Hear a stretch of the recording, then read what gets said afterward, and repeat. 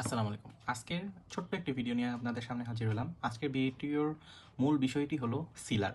আপনারা অনেকেই জিপসামের সিলার সম্পর্কে জানেন এবং অনেকেই নতুন শিখতেছেন। যারা জিপসামের সম্পর্কে জানেন না, জিপসামের সিলার সম্পর্কে জানেন না, তাদের এই ভিডিওটা খুবই উপকারে আসবে। আপনারা দেখতে পারেন, আপনারা সবাই জানেন যে আমাদের কাছে দুটি ধরনের সিলার থাকে। নরমালি সবার কাছেই দুই ধরনের সিলার থাকে। একটা হচ্ছে অ্যাক্রিলিক ওয়াটার সিলার, একটা হচ্ছে ম্যাট ফিনিশের ওয়াটার সিলার।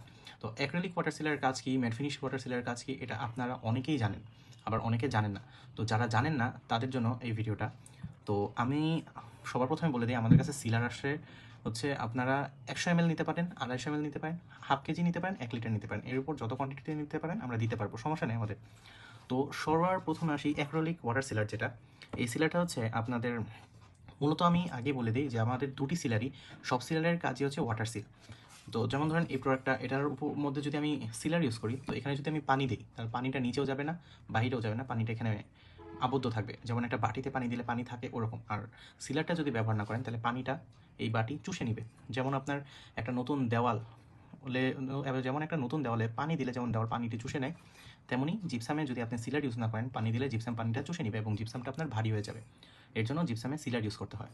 তো আপনি যদি ওয়াটার সিলারটা ইউজ করেন, তাহলে আপনার প্রোডাক্টটা এক নাম্বার সেটা হচ্ছে আপনার প্রোডাক্টটা ওয়াটার সিলারিংয়ের কাজ করবে। 2 নাম্বার যেটা, আপনার প্রোডাক্টটা শাইনি হবে। হ্যাঁ, তো শাইনি হবে কীরকম আমি আপনাকে দেখাই যে এই প্রোডাক্টটা আপনি দেখতে পাচ্ছেন শাইনি আছে কি না, এটা আমি বলতে পারি না, অনেক পুরাতন, অনেক আগে আমি সিলারটা ইউজ করছিলাম।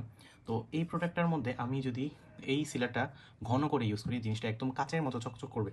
তো সিলার ইউজ করার দুটি নিয়ম থাকে। কেউ যদি একদম এই ঘন অবস্থায় ইউজ করতে চায়, তখন সে ব্রাশ করলে সে জিনিসটা ওয়াটার সিল হয়ে যাবে। তো ব্রাশ দিয়ে যখন ব্রাশ করবেন, তো ব্রাশের কিছু দাগ থাকে, সেই দাগটা বোঝা যায়। তো এই ক্ষেত্রে আপনার প্রোডাক্টটা খারাপ হয়ে যেতে পারে। তো আপনি যেটা করবেন সেটা হচ্ছে 250 ml সিলার সাথে যদি 250 ml পানি ইউজ করেন, তাহলে আপনার প্রোডাক্টটা একদম উত্তমভাবে সিলার ইউজ করা হবে। তো আপনি পানিটা যত কম ব্যবহার করবেন, আপনার প্রোডাক্টটা তত বেশি শাইনি হবে। যেমন ধরেন আমি এটার উদাহরণ দিই আপনাদের। এটার মধ্যে আমি যতটুকু সিলার ইউজ করেছি সেই পরিমাণের পানি বা তার থেকে একটু বেশি পানি ইউজ করেছিলাম, যার কারণে এটা ওয়াটার সিল তো হয়েছে, কিন্তু এই প্রোডাক্টটা শাইনি, তেমন একটা শাইনি লুক আসেনি।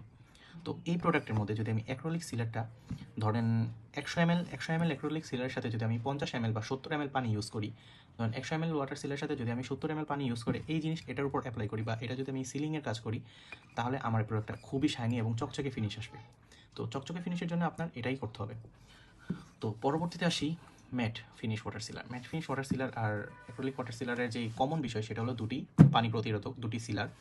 তো এটার কাজ হলো শাইনি করে, আপনার প্রোডাক্টটা শাইনি করে তোলে। আর এটার কাজ কি?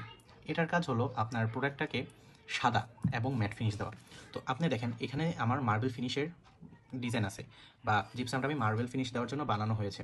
তো এই জিনিসটা যদি আমি এই সিলারটা ইউজ করি, এই সিলারও একইভাবে আপনি চাইলে ব্রাশ দিয়েও ইউজ করতে পারেন, আপনি চাইলে পানি মিক্স করে দিতে পারেন। এই সিলারটা যেহেতু ঘন বেশি হয়, তো এই সিলারটা অবশ্যই আপনাকে 1:1 মাত্রায় দিতে হবে। বা আপনি যদি 70 ভাগ পানি আর 70 ml পানি আর 100 ml যদি সিলার ইউজ করেন তাহলেও হবে।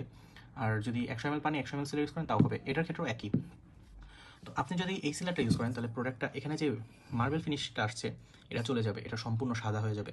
আপনি যে আমার এখানে ব্ল্যাক ব্ল্যাক দাগ দেখতেছেন বা এখানে ব্ল্যাক ফিনিশ আসতেছে, যদি আমি এটাতে এই সিলারটা ইউজ করি তাহলে সম্পূর্ণ সাদা হয়ে যাবে, সম্পূর্ণ সাদা এবং ম্যাট ফিনিশ আসবে। এখানে এই যে কালারগুলো সম্পূর্ণ চলে যায়, সম্পূর্ণ সাদা একটা জিপসামের প্রোডাক্টে পরিণত হবে। তো এটার কাজও আমি আপনাদেরকে বোঝাতে পেরেছি আশা করি। এটার কাজ হলো আপনার প্রোডাক্টটা সাদা করবে, মানে জিনিসটা যেই কালারই থাকুক জিনিসটা সাদা করবে, আর ম্যাট ফিনিশ দিবে, আর ওয়াটার সিলিং, এই তিনটা কাজ। আর এটার কাজ কি 1 নাম্বার ওয়াটার সিলিংয়ের কাজ, 1 নাম্বার আর 2 নাম্বার হচ্ছে গ্লোসি ফিনিশের কাজ।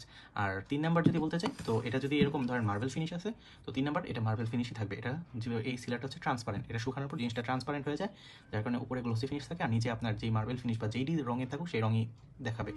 আর এটা ইউজ করলে আপনার প্রোডাক্টটা যে রঙের থাকুক সাদা হয়ে যাবে। আর এটা ইউজ করলে কি বললাম আমি মাত্র, যে আপনার জিনিসটা যেই কালারই থাকুক, যদি আমি এই যে ধরেন এখানে মার্বেল ফিনিশ আছে, এখানে যদি এই সিলারটা ইউজ করি তাহলে মার্বেল ফিনিশই থাকবে, প্লাস চকচকে হয়ে যাবে, ওয়াটার সিলিংয়ের কাজ করবে। এটাই। আজ এই পর্যন্তই, ধন্যবাদ, আসসালামু আলাইকুম।